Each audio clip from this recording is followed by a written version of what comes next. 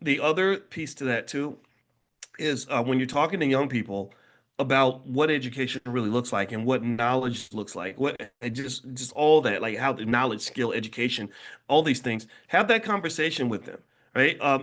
College is something that can be on the table, but college, if it's done expensively, that's one area where we've done it wrong.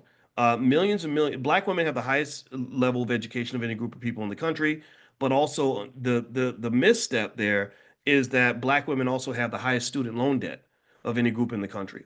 And so education that comes with insurmountable student loans is not necessarily beneficial if it's off balance. So if all you're doing is taking on a bunch of debt, assuming that having the next degree justifies any debt level that you take on, then you could end up choking yourself on the debt. Like you could end up in a situation where you're not making enough money to pay the debt back, which in the world of business, that is just a bad business investment. That's a bad decision. Okay. So the debt level, the other thing too, and we talked about this weekend a little bit with stuff going on with the Essence Fest and everything else.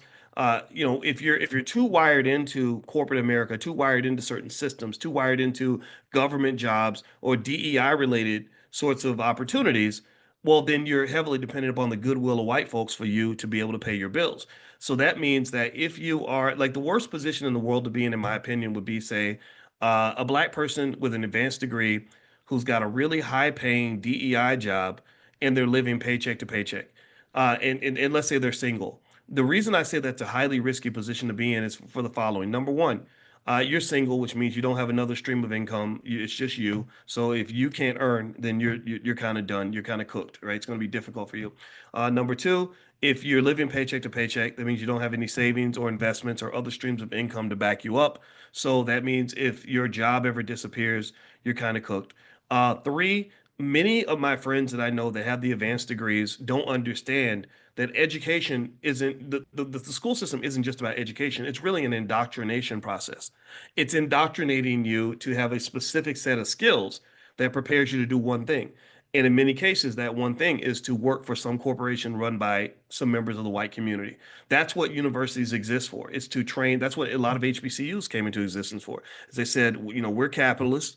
We need people in our factories. We need people to run our offices. We need people to run these companies that we're building. So let's train these people so that they can come and work for us. And so while it is certainly a boost to our ego when we get that degree and everybody wants to hire us, you have to really look at the darker side of that, which means that number one, the people that have the ability to feed you also have the ability to starve you. Number two, it means that your skill set has been, in many cases, so specifically designed that if they don't want you, you can go nowhere else. You have no other outlets. You have no other ways to make money. You have no options, right?